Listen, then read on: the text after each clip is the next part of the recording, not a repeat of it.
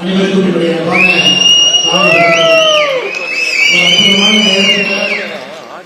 கடுமையாக உழைத்து உழைப்பட்டெல்லாம் இலக்கணமாக இருக்கக்கூடிய திருச்செங்கோடு பகுதியில் இருக்கக்கூடிய உரிமையாளர் அவர்களுடைய மகாசபா 34வது ஆண்டுடைய மகாசபா கூட்டத்தில் பங்கேற்பதில் உள்ளபடியே ஒரு பெரும் மகிழ்ச்சி வரக்கூடிய காரணம் 1980களில் கிட்டத்தட்ட ஒரு வடக்காடாக இருந்த பகுதி திருச்செங்கோடு பகுதி.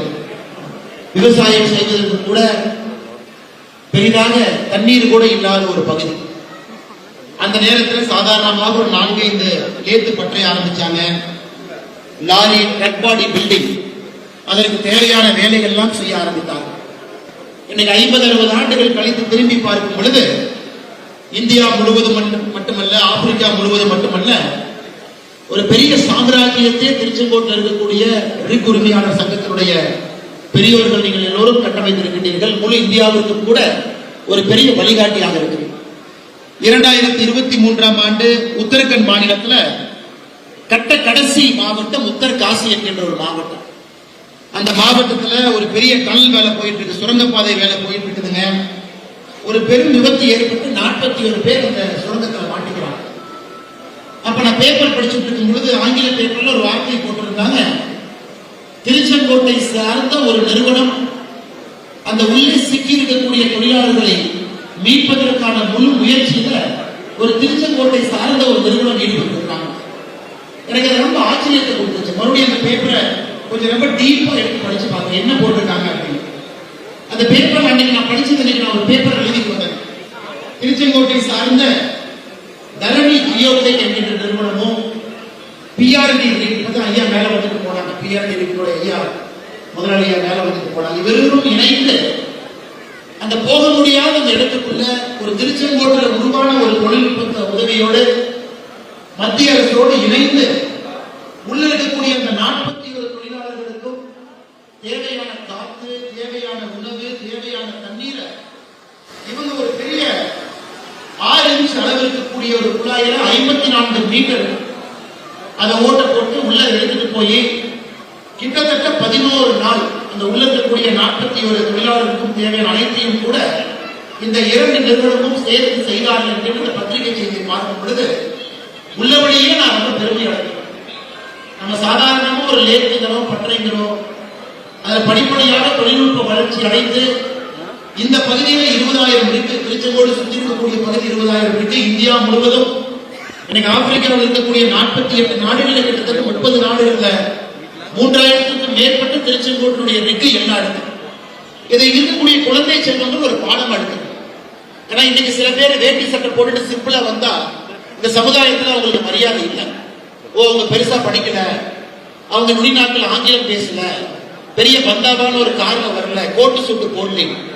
ஆனா திருச்செங்கோட்டில் இருக்கக்கூடிய நீங்கள் எல்லோருமே இதற்கு முற்றிலும் விதிவிலக்காக இங்கே அமர்ந்திருக்கின்றீர்கள். கோட்டு சூட்டு போடல, பந்தாவான கார்ல வரல, நுனிநாக்கு ஆங்கிலம் பேசல. இன்னைக்கு இந்த நாமக்கல் மாவட்டம் பாத்தீங்கன்னா தமிழகத்துல ஒரு தனி மனிதனுடைய வருமானம் அடிப்படையில 4வது இடத்துல நாமக்கல் மாவட்டம் இருக்கு. முதலிடம் சென்னை, செங்கல்பட்டு, கோயம்புத்தூர்.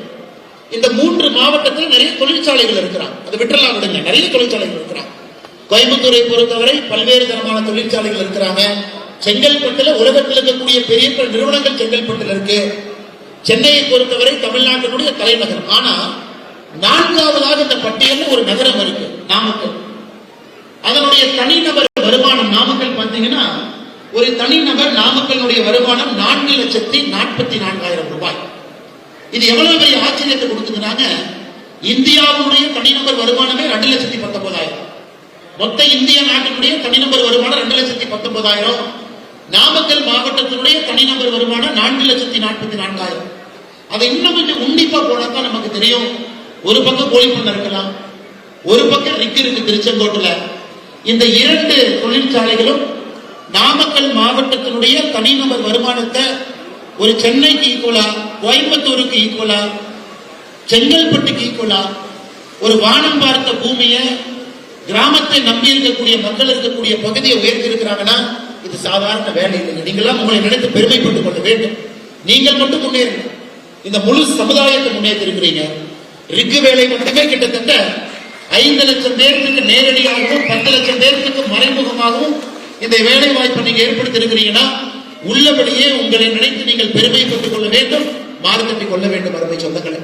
அதனாலதான் இந்த நிகழ்ச்சிக்கு வர வேண்டும் என்று மேடையில் இருக்கக்கூடிய திருச்செங்கோடு ரிக் உரிமையாளர் சங்கத்தினுடைய தலைவர் அருமை சகோதரர் அண்ணன் சுரேஷ் அவர்கள் அழைத்த பொழுது நான் சொன்னேன், நீங்க மலேசியால அங்க ஒரு நிகழ்ச்சி இருக்கு, கொடியேற்ற போகணும், இந்திய நாட்டினுடைய திருக்கொடியில மலேசியால இருக்கு அப்படின்னு. அவர் சொன்னாங்க, இல்லைங்கன்னா அது வருஷத்துக்கு ஒருக்கா மட்டும்தான் நடக்கிறது, போன ஆண்டு நீங்க வரேன்னு சொன்னீங்க, நீங்க வரல, இந்த ஆண்டு வந்தே ஆக வேண்டும் என்று சொன்ன பொழுது மறுப்பு சொல்லாமல் உழைப்பாளிகளுக்கு மத்தியில் நாம இருக்க வேண்டும் என்கின்ற ஒரு பேர் ஆவலோடு இந்த நாளில் உங்களோடு இங்கே இருந்து கொண்டிருக்கின்றேன். அது நம்முடைய நாட்டினுடைய 80வது சுதந்திர தின அற்புதமான நாளில் உங்களோடு நின்று கொண்டிருக்கின்றேன். ஆனால் அருமை சொந்தங்களே, உங்களுடைய உழைப்பு இன்னும் மேல மேல போகணும். இந்த நாட்டிற்கே ஒரு முன்னோடியாக இலக்கணமாக திருச்செங்கோட்டில் லாரி வைத்திருக்கக்கூடிய ஒருவரும் திகழ்ந்து கொண்டிருக்கிறீர்கள். நீங்க லாரி ஓனர் மட்டுமல்ல, நிறைய இடத்துல லாரி ஓனரே டிரைவர், நீங்க லாரி டிரைவர் மட்டுமல்ல, லாரி ஓனரே பல இடத்துல மெக்கானிக், நீங்களே பிட்ட கழட்டி மாற்றுறது, எல்லா வேலையும் செய்யறது. ஜார்க்கண்ட் பீகார்ல எனக்கு எத்தனையோ நிகழ்ச்சிகள் எனக்கு தெரியும். அங்க போய் மாட்டிக்கிட்ட பொழுது நான் காவல்துறையில் இருந்த பொழுது நிறைய பேர் போன் பண்ணிருக்காங்க, அண்ணே ஜார்க்கண்ட் போனோம், பீகார் போனோம், போர் போட்டோம், பணம் கொடுக்கல, ஏன் பணம் கொடுக்கலன்னு கேட்டோம், ஊரே வந்து சிறைப்படுத்தி வைத்திருக்கிறோம். எத்தனையோ முறை அங்க வாதிட்டு சண்டை போட்டுருக்கின்றோம், நீங்க போர் தான் போட்டாங்க, நீங்க பணம் கொடுக்காம பணம் கேட்டவங்களை பிடிச்சி சிறை பிடிச்சி வச்சிருக்கிறீங்களே. எத்தனையோ திருச்செங்கோட்டு பகுதியை சார்ந்தவர்கள் அங்கிருந்து நாம் மீட்டு கொண்டு வந்திருக்கின்றோம். ஏன்னா மொழி தெரியாத உங்களுக்கு உழைப்பை மட்டுமே நம்பி திருச்செங்கோட்டில் இருந்து இந்தியா முழுவதும் எல்லா இடத்துலயும் உங்க வண்டி ஓடுது.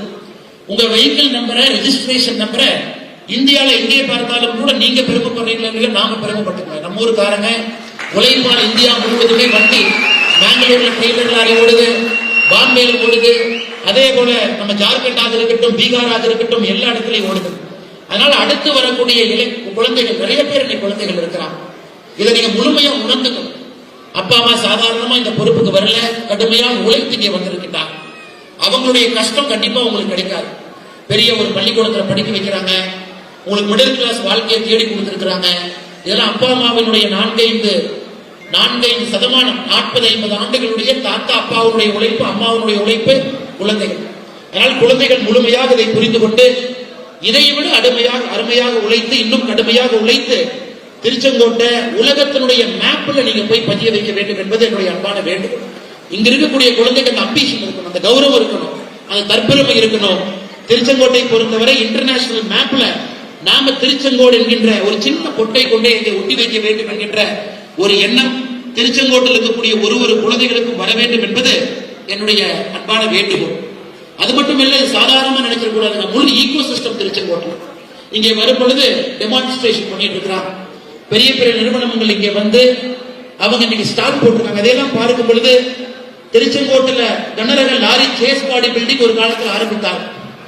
அதன் பிறகு ஏர் கம்ப்ரஸர் அசம்பிளிங் சர்வீசிங் இதெல்லாம் தானா வந்துச்சு. அதன் பிறகு ட்ரில்லிங் ராடு பிட்டு தயாரிப்பு இது தானா ஒரு நிறுவனம் வந்துச்சு.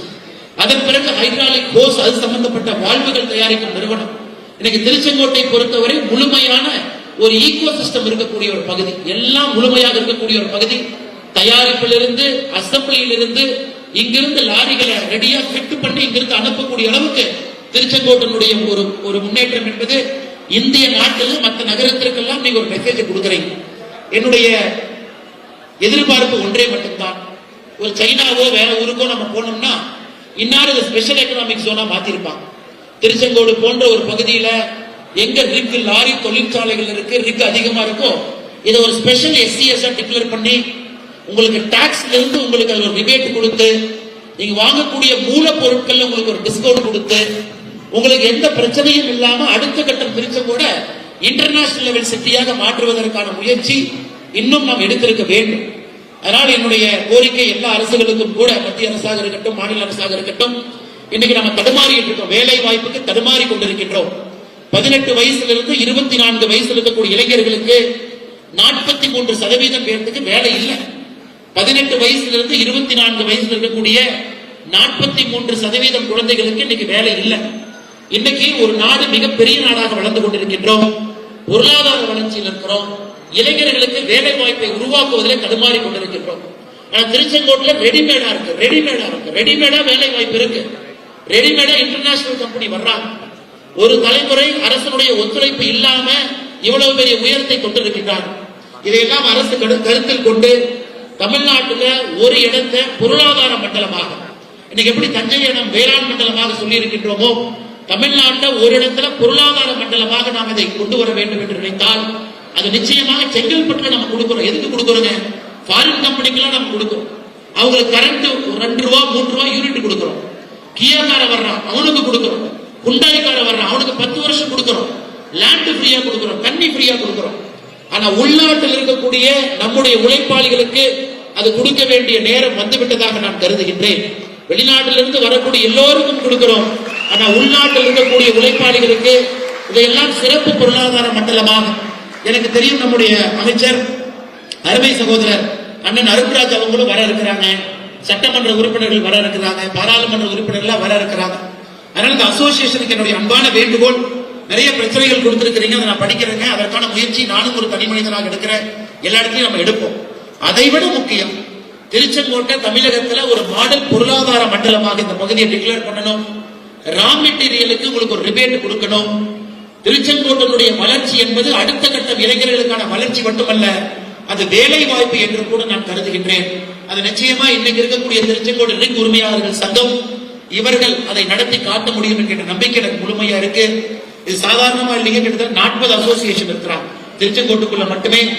லாரியிலிருந்து ஆரம்பித்து ஒரு விஷயத்திற்குமே அசோசியேஷன் முறைப்படி, ஜனநாயக முறைப்படி வாக்கெடுப்பு நடத்தி தேர்ந்தெடுத்து தலைவர் பெருமக்களுக்கு அந்த அதிகாரத்தை கொடுத்து தலைவர் பெருமக்கள் நம்ம எல்லாம் வழிநடத்தி 1 ஆண்டு காலம் 2 ஆண்டு காலம் 3 ஆண்டு காலம் அந்த பொறுப்பு காரணத்துல அவங்க திருச்செங்கோட்டை அடுத்த கட்டம் எடுத்துட்டு போறாங்க. அதனால் நீங்கள் எல்லாம் ஒன்றாக இணைந்து இதை செய்து காட்ட வேண்டும் என்கின்ற ஒரு வேண்டுகோளையும் இந்த நேரத்தில் நான் வைக்கின்றேன். அதே நேரத்தில் உங்களுடைய கோரிக்கைகள், நான் ஏற்கனவே சொன்னது போல இன்னைக்கு உழைப்பாளிகளுக்கு கொஞ்சம் மரியாதை குறைவாகத்தான் இருக்கு. எத்தனையோ இடத்துல ரிக் லாரி ஓடிச்சுன்னா அந்த லாரியே ஒரு மாதிரி தான் பாக்குறாங்க, கீழே இறங்குறாங்க, ஒரு டிரைவருக்கு ஒரு மரியாதை கூட கிடையாது, கீழே பாப்பாங்கிறாங்க, டிரைவர் போறாரு, பேப்பரை காட்டுகிறாங்க, பேப்பர் காட்டுறாரு, பேப்பரை எல்லாம் காட்டியும் கூட எத்தனையோ இடத்துல லாரியை பிடிச்சு வைக்கிறாங்க. காரணம் உழைப்பாளிகள் தானே, இவங்க யாருக்கு போய் சொல்ல போறாங்க, இவங்க என்ன கண்ணாடி எடுத்து உடைக்கவா போறாங்க, இவங்க ஹைவே டயர் வச்சு கொடுத்துவா போறாங்க, எல்லாம் அமைதியான மக்கள் தானே அப்படின்னு. அதனால நம்ம அமைதியான மக்கள் தான், அமைதியாக நாம் இருந்து கொண்டே சில வேலைகளை செய்தாக வேண்டும். ஒன்று, இந்த அசோசியேஷன் இன்னும் ஆழமாக, என போன முறை நம்முடைய அமைச்சர் நிதின் கட்கரி அவர்களை நாமக்கல்லை அழைப்பதற்கு பெரும் முயற்சி எடுத்தோம். அதை நாம் எல்லோரும் குடிமகனாக அதை எடுக்கணும். ஏன்னா இங்க வந்தா தான் உங்களுக்கு தெரியும், திருச்செங்கோட்டுக்குள்ள வந்தா தான் அது ஒரு தனி உலகம் என்று தெரியும். ஒரு ஏசி கார்ல ஒரு ஆபீஸ்ல ஒரு அமைச்சரோ ஒரு எம்எல்ஏவோ எம்பியோ உட்கார்ந்து இருப்பது வேறு. ஆனா திருச்செங்கோட்டுக்கு வந்து அந்த குருதி காட்டுல ரிக்கி எங்க வருது, எங்க நீங்க கம்ப்ரஸர் இருக்கு, எங்க நீங்க ஹோஸ் தயாரிக்கிறீங்க, எப்படிப்பட்ட நிறுவனங்கள் இருக்கு, எவ்வளவு கஷ்டப்பட்டு இங்க வண்டிகள் ஓட்டுறீங்க, 20,000க்கு மேற்பட்ட வண்டிகள் எப்படி ஓடுதுன்னு ஒரு அமைச்சர் பார்த்தால்தான் அவர்களுக்கு அந்த ஊரின் மீது மரியாதை வரும். அதற்கான முயற்சி நாம் எடுப்போம். நிச்சயமா இங்கிருந்து செல்லக்கூடிய லாரியில செல்லக்கூடிய எல்லோருக்கும் கூட தேவையில்லாத பிரச்சனைகளை கொடுப்பது, ஆர்டிஓவாக போலீஸாக இருப்பது எல்லாம் நாம இந்த இதுல ஒரு தீர்மானமும் போடுவது மட்டுமல்ல, நாம் எல்லோரும் அதற்கான உழைப்பை போட வேண்டும். இன்னொரு மிக முக்கியமான கோரிக்கை, ரொம்ப நாளா பேசிட்டு இருக்கிறீங்க, ரிக்கு வண்டிய அக்ரிகல்ச்சர் இதுக்குள்ள கொண்டு வரும். அப்படி கொண்டு வரும் பொழுது, ஏன்னா இதுவும் விவசாய பெருமக்களுக்காக இருக்கக்கூடிய விஷயம். இன்னைக்கு மேடையில பார்த்தேன், அண்ணா நான் டன்சானியால இருக்கேன், எத்தோப்பியால இருக்கேன், இன்னைக்கு திருச்செங்கோட்டு இருக்கக்கூடியவங்க சாதாரணமா ஆப்பிரிக்கால நீங்க பார்க்க முடியும். லாரி டிஸ்அசெம்பிள் பண்ணி எடுத்துட்டு போறீங்க, நீட்டா அசெம்பிள் பண்றீங்க. ஆப்பிரிக்கா நாடுல 48 நாடுகள், ஆப்பிரிக்கால 30 நாடுகள்ல குறைந்தபட்சம் திருச்செங்கோட்டினுடைய ரிக்கு ஓடிட்டு இருக்கு. அந்த அளவுக்கு இன்டர்நேஷனல் நீங்க கொண்டு போயிட்டீங்க. அதனால் நிச்சயமாக இந்த நேரம் இதை இன்னும் ஊக்குவிக்க வேண்டிய கடமை அரசுக்கு இருக்கு. இது அக்ரி இதுக்குள்ள கொண்டு வந்துட்டீங்கன்னா குறைந்த வட்டி விகிதத்துல அடுத்த கட்டம் செல்வதற்கு நாம லோன் எடுக்க முடியும். அது மட்டும் இல்ல, வெளி மாநிலத்தில் செல்லக்கூடிய தொழிலாளிகள், இன்னைக்கு தமிழ்நாடு அரசு முதலமைச்சருக்கும் என்னுடைய வேண்டுகோள் தொடர்ந்து இருப்பது, இன்னைக்கு வெளியில் இருக்கக்கூடிய எந்த தொழிலாளியும் கூட ஒரு பிரச்சனை வந்தா தமிழ்நாட்டு அரசுடைய டோல் ஃப்ரீ நம்பருக்கு போன் பண்ணா தமிழ்நாடு அரசு அதை தன்னுடைய பிரச்சனையாக தீர்த்து வைக்க வேண்டிய நேரம் வந்துருச்சு. அவங்க பீகாரில் இருக்கட்டும், ஜார்க்கண்ட்ல இருக்கட்டும், எந்த பிரச்சனையாக இருந்தாலும் தமிழ்நாட்டை சார்ந்த ஒரு தொழிலாளர்கள் தமிழ்நாடு அரசுடைய ஒரு டோல் ஃப்ரீ நம்பருக்கு கூப்பிடணும். கூப்பிட்டாங்கன்னா எங்க இருக்கக்கூடிய தமிழ்நாடு அரசு அதை தன்னுடைய பிரச்சனையாக எடுத்தீங்கன்னா, இன்னைக்கு நமக்கு தேவை பொருளாதாரம், பொருளாதாரம், பொருளாதாரம், வளர்ச்சி, வளர்ச்சி, வளர்ச்சி. அது இல்லை அப்படின்னா தமிழ்நாடு அடுத்த கட்டம் போகாது. ஆனால் வளர்ச்சியை நோக்கி தமிழ்நாடு பயணம் செய்ய வேண்டும் என்றால் வெளி மாநிலத்துக்கு செல்லக்கூடிய தமிழ் தொழிலாளர்கள் பிரச்சனை வரும்போது ஒரு சிங்கிள் டோல் ஃப்ரீ என்று அவங்க கூப்பிடணும். அதை தமிழ்நாடு அரசு தன்னுடைய பிரச்சனையாக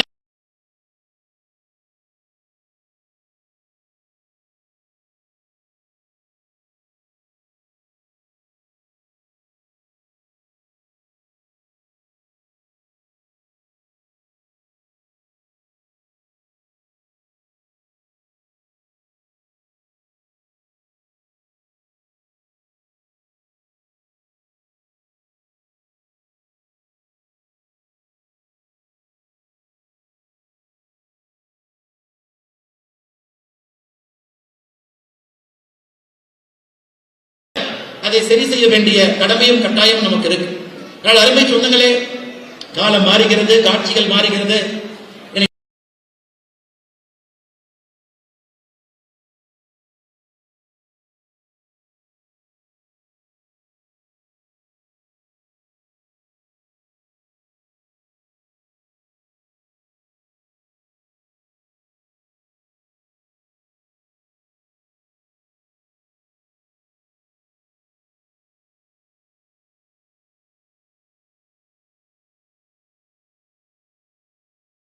தமிழகத்தில் ஒரு புதிய ஆட்சியும் கூட வந்திருக்கு. நாமும் இன்னைக்கு வீதி லீடர்ஸ் அப்படிங்கிற அமைப்பு அடிப்படையில் இருந்து தலைவர்களை உருவாக்க வேண்டும் என்கின்ற ஒரு நோக்கத்தில் அதை செய்து கொண்டிருக்கின்றோம். 70 ஆண்டுகளாக கோலோச்சி அரசியல் கண் முன்னால் மாற ஆரம்பித்திருக்கிறது. இளைஞர்களுடைய எதிர்பார்ப்பு முற்றிலும் வேறு விதமாக இருக்கிறது. இந்த இளைஞர்களை பொறுத்தவரை வேகம் வேகம் வேகம் என்று சொல்லுகிறார். யாராவது டிலே பண்ண கூட ஏற்றுக்க மாட்டாங்க. லஞ்சம் கொடுப்பதற்கு தயாராக இல்லை. உழைத்த உழைப்புக்கான ஊதியத்தை காசை இன்னொருத்தவங்களுக்கு தூக்கி கொடுப்பதற்கு யாரும் தயாராக இல்லை. அது தமிழகத்தில் நம்முடைய சமகாலத்தில் அது மாற ஆரம்பித்திருக்கிறது. அடுத்த 20 ஆண்டுகள்ல முற்றிலுமாக ஒரு லஞ்சம் இல்லாத தமிழ்நாடாக நாம் அதை கொண்டு வர வேண்டிய கட்டாயம் நமக்கு இருக்கு. அப்ப மட்டும்தான் நாம் அடுத்து போவோம். அதற்கு வீதி லீடர்ஸ் நிச்சயமாக தமிழக மக்களோடு உங்களோடு எப்பவும் இருக்கும் என்கின்ற உறுதிமொழியும் இந்த நேரத்தில் அதனுடைய தலைமை செயலராக உங்களுக்கு இந்த நேரத்தில் நான் கொடுக்க விரும்புகின்றேன். அருமை சொந்தங்கள், அது மட்டுமல்ல, இந்த ஆண்டு உங்களுக்கு தெரியும், திருச்செங்கோட்டிலே நீங்க பாக்குறீங்க, ஒரு ஆண்டும் வெப்பம் அதிகமாயிட்டே இருக்கு. நம்ம எல்லா மக்கள்கிட்டையும் நம்ம சொல்றோம் 33% காடுகள் இருக்கணும். தமிழகத்தில் இன்னைக்கு 20% தான் இருக்கு. ஏரி குளத்துல தண்ணீர் எல்லாம் குறைந்து கொண்டிருக்கிறது. 1,07,000 ஏரிகள் இருக்கு தமிழகத்துல. 53,000 ஏரியில மட்டும்தான் தண்ணி இருக்கு. அதனால இந்த ஆகஸ்ட் மாசம் முழுவதுமே சுற்றுச்சூழல் மாதமாக எல்லா இடத்துலையும் ஒரு மரம் வைங்க, ஏரி குளத்தை சுத்தம் பண்ணுங்க. நம்முடைய தொண்டர்கள், வாலண்டியர்ஸ் எல்லோருமே, தன்னார்வ நண்பர்கள் இதை கையில் எடுத்து செய்து கொண்டிருக்கிறார்கள்.